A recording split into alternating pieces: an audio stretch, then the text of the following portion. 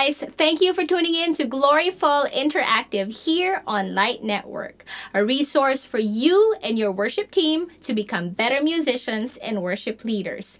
Today, we will be talking about Holy is the Lord by Chris Tomlin and Louis Giglio. The song is originally done in the key of G, and we will be doing it in the key of D. We will let you know and give you ideas on how to play the song on your instrument and also use it in a time of worship. The song starts with 3 chords. It's a D over F sharp, a G, then an A, and then I use bass strumming.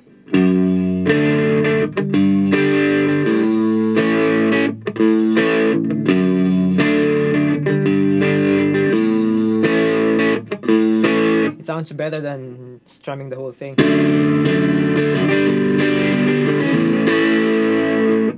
So for the pre-chorus, it almost sounds like a modulation because it's an E major chord, which is not in the key of D. Sometimes that works. So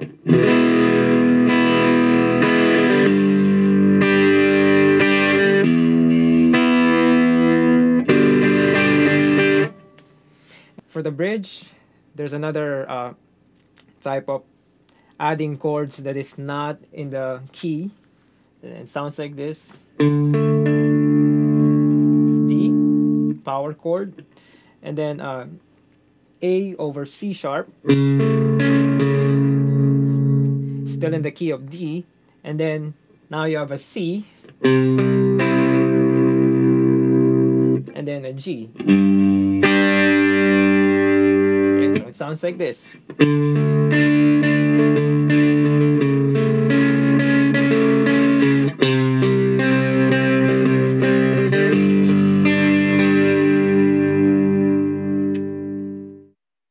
For this song, starting on the intro, it's played like this.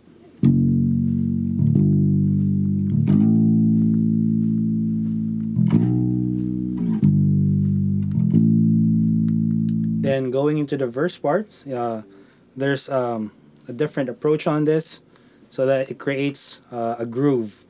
You can play a ghost note just like this.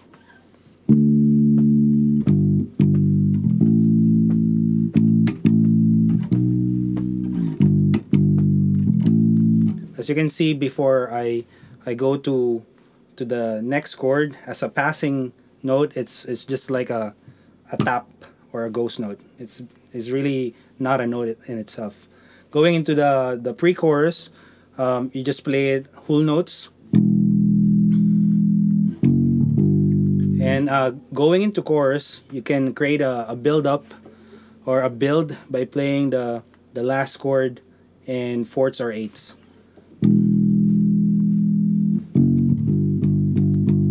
Then on the chorus parts, you can play with the drums, just imitate what he's trying to play, just like this.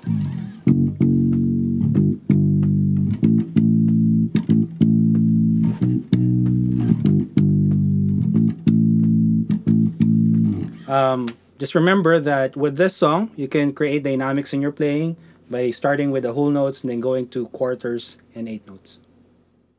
Use layered sounds for this particular song. Piano and pads would work, like this.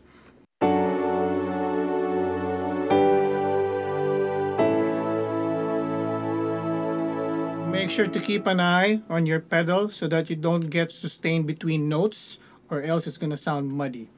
Also, make sure that on the pre-chorus you put emphasis on the chord E, like this.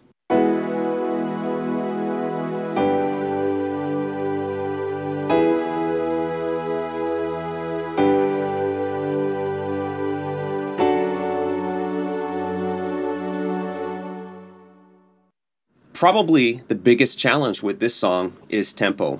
If anything, what I've noticed is this song has a tendency to speed up. It's kind of at a slow tempo. If you would actually clock it on the metronome, it's not as fast as you think it is, and so it's really easy to count it off at a tempo that's too fast for the other members of the band to play it comfortably, but on the drums, it probably feels more comfortable at a tempo that's a little faster, which what that means is that you need to practice the patterns in this song at the tempo the song is played at. It has some opportunities to develop and build things how you like. In the beginning part, there are opportunities to embellish on the hi-hat.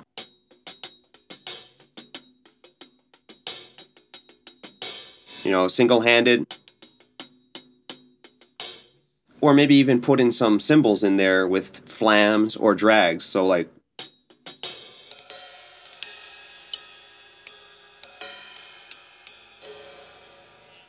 light crashes and things like that. The primary groove in the verse when you would come in, and I think this is verse 2, sounds like this.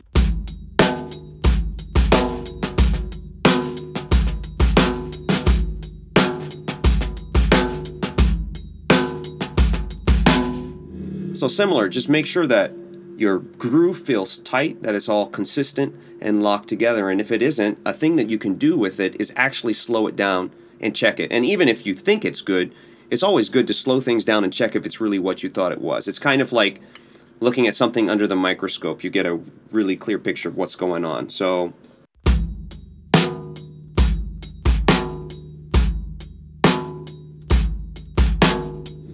when you slow it down, you'll notice if there's flamming between the hands or if you're speeding up in the foot, or does it really feel comfortable and fluid.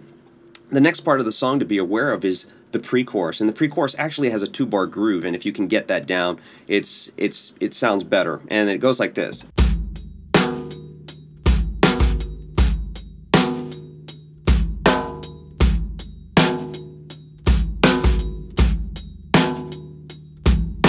So the first bar of it has that extra bass drum after the second snare drum. 1, 2, 3.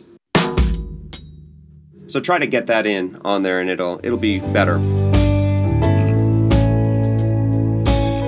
In times of corporate worship, it's important to know where a song is coming from biblically. And Chris Tomlin says that this song is inspired by the picture painted of the worship around the throne of God found in Isaiah 6. The creatures sounding off from one another, saying, "Holy, holy, holy is the Lord Almighty. The whole earth is full of His glory." This is a great verse to inspire praise and worship in our hearts as we catch a glimpse of what is going on in heaven right now. Truly, holy is the Lord. We bow down and worship Him now. How great, how awesome is He.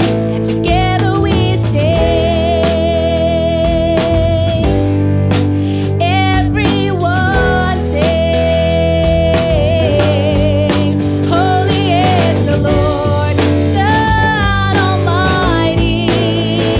The earth is filled with His glory. Holy is the Lord, God Almighty. The earth is filled with His glory. It's rising up all around. It's the anthem of the Lord's renown. It's rising up all around. It's the anthem of the Lord's renown. And together we sing. Everyone sing.